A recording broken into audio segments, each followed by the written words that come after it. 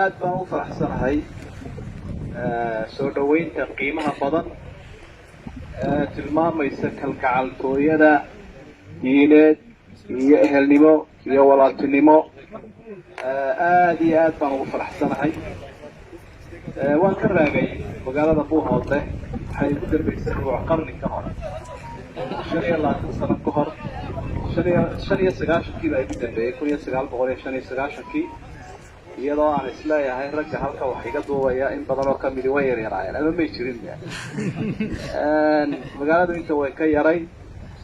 laakiin waxa muuqanaysa inay caamirantay caasimad noqotay dadkii batay dalkii ballaadhay marka farxad bay tahay inaan maanta ku soo noqdo nigii culimada kaleba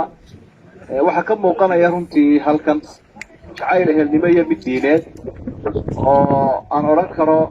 sidii bala axsaabta loo soo dhameyn jiray iyo maamulada si ka weyn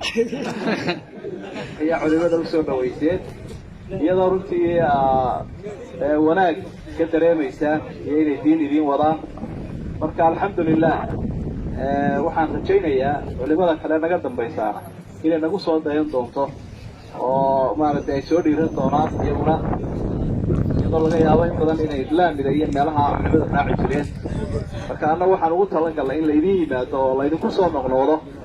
idinkuna waa muujiseen runtii taas inaa ehel u tihiin sida fiican culimada usoo dhaweyseen iclaamkiina warbaahinta iyo akhyaartuba marka insha allahu tacaala sugmana kan horeyso tii ugu dambaysayna noqon mayso wixii alla inoo qadarana waynu kala faa'iidaysan waxaana caan ku tihiin sugabanimada iyo sharafta iyo soo dhaweynta iyo madaxtinimada intaba caan baa ku tihiin marka baaraka allahu fiikum wixii aynu soronayna halkeeda iminkana waa idinka guddoomay waana ku mahadsantihiin allahna ha idin barakeeyo asalaamu calaykum waraxmat ullahi wabarakaatu